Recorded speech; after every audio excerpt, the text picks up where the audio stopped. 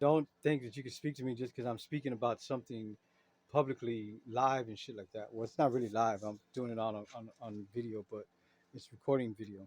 Um, Now, the computer, when this child started writing the computer program, like on those cards that I was talking about, um, it took the kid, he started when he was 6, every day for an hour after school, after elementary school. This was back in 1977. Um, every day for an hour, he would type on that thing.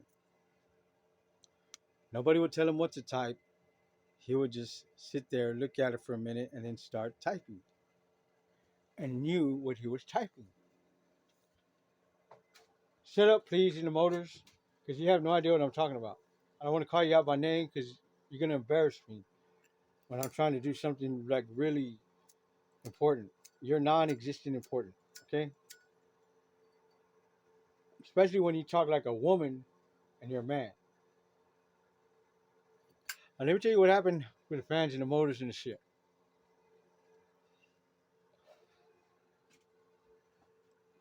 It's called artificial telepathy, but the proper name for it, high frequency radio transmissions. Subliminal messaging, subliminal phrasing, subliminal wording, subliminal reprogramming of your mind, subliminal hypnosis and mind control. And it was all done by signal this time. It wasn't done by the way they used to do it on the television. If you see the little flash of different suggested images, this is high frequency radio transmissions are signals that come from a satellite in space and or the cell towers in your backyard and come in through open channels. Open channels are your cell phones, your earbuds, your Bluetooth speakers, your Bluetooth earbuds, your Bluetooth speakers, your Bluetooth TVs, your Bluetooth remote controls, your Bluetooth cable control, your Bluetooth motherfucking Xfinity box, your Bluetooth um, Wi-Fi, the satellite on your house for the Wi-Fi. Just depends on the provider of Wi-Fi and satellite networking that you got. Okay, Viasat, bad. They're one of the corporations that are being charged with terrorism and acts of war. Well, they weren't acts of war. There was war. Um, the Bible calls it a war unlike any war we have ever fought. And true to form, it definitely was what the Bible described, a war unlike any we have ever fought.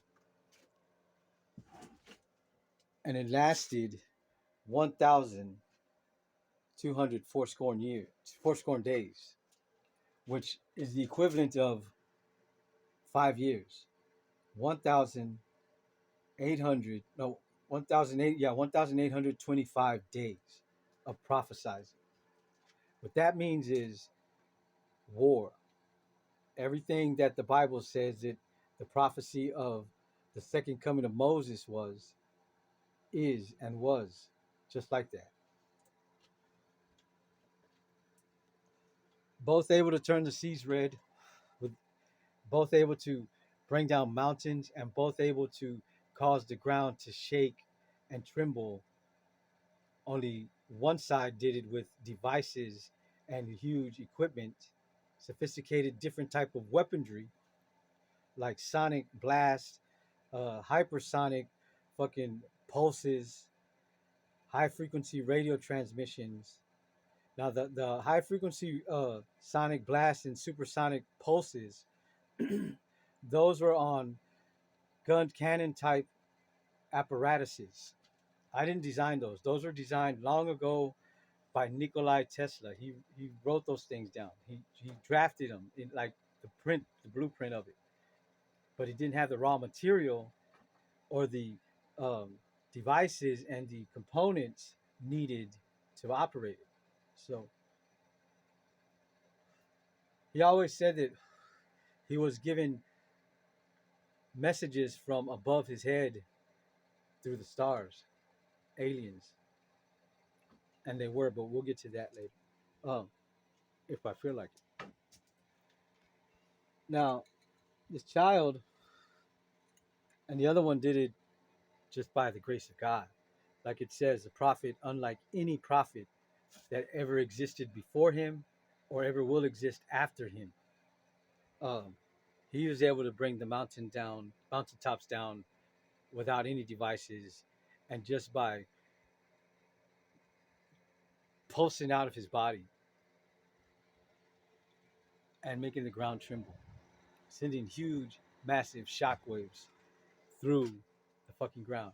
He was able to, in California, the aquatic border of California, and what's the next state over? Oregon, I think, maybe, um, was able to lift the ocean wave 75 foot high, just a solid wall of water from border to like, the end of that good fucking surf part right there. It was a long ways, but it wasn't like very long. Maybe like 5, 10, between 5 and 10 miles, maybe like 6 or 7 miles, long, but 75 foot high. And then he made the fucking clouds. There was no clouds, but he made the wind start spinning. Then clouds came, and then lightning, and caused that fucking wall of water to spin and into a fucking water funnel. That water funnel spun, came toward the coast, jumped over the coast, and jumped over the Rocky Mountains, and splashed tail first right on Armstrong NASA closer to the Rocky Mountains and flooded the valley. But it really helped the valley in the in the next season coming. Not season as in television show, season as in the next season was spring. So everything like grew badass in that part of the fucking Rocky Mountains. It hadn't been growing in a long ass time. It was like green, abundantly green. Um, but the reason he did it was because there were bodies inside that complex that were underground basements, and it was hard for him to get in. The only way he could think of there was like right there on the fly, like right at the spur of the moment, was to do that, flood the basement that he couldn't get into with water and cause a short circuit and black out the whole fucking underground. And it worked. And all those comatose victims, they were dead anyway. They weren't ever going to come back to life. Um, you know, finished dying because the machine got cut off. We're talking about maybe 800 people, 800 to 1,500 people under there in comas with wires, had a cap on. Their hair was shaved. They had a neural cap on with probes going straight into their head through the skull. And they were being told, there was operators at the computer typing what they wanted them to say. Some of them would say it out loud with a microphone that would transmit it, or some of them would say it and it would be recorded and then used later. A couple of different comatose people, and then some of them were used to say it, had their mouths sewed shut, say it telepathically. Okay. Now I know it sounds like some kind of horror movie, but it's called telepathic warfare, and that was another part of the war.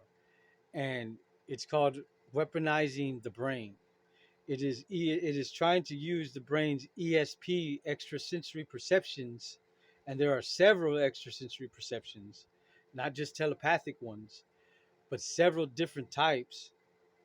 And it's like touch, taste, smell, and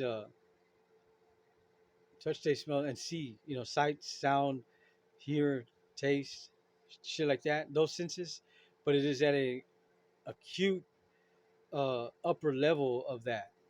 Um, it is being able to talk without talking, like Professor Xavier. The only difference is in the movie X Men, when Professor Xavier talks telepathically to mutants or humans, you hear Professor Xavier's voice. Well, in reality, you hear your voice, not Professor Xavier's, or not the bloodline of Moses. Uh, it's your body, it's your voice, and it's your voice box, and it's your brain. So why would it be someone else's voice? Um, we're all humans are born with self telepathy. That is one of the extrasensory perceptions of telepathy, self telepathy. It's when you're thinking out loud in your brain, in your mind, but only you can hear it because you're not saying it out loud, but you're thinking it out loud. And then we always answer ourselves out loud through physical sound coming from the mouth, from the vocal cords and the voice box. That is self telepathy. Now it's just like that, except it's someone else's, not thoughts, but he's having a conversation with you, but in his mind quietly. And you can hear it in your mind. And this is without any devices. Any devices, any kind of neural caps, any kind of equipment is not used, not needed. It's been proven time and time again, and proven again. Um, that's an example of telepathy. Somebody around you said what I was saying, you know, uh, and like this dumbass in the fucking motors. Um, so they had them communicating like that, but beginning in 2008.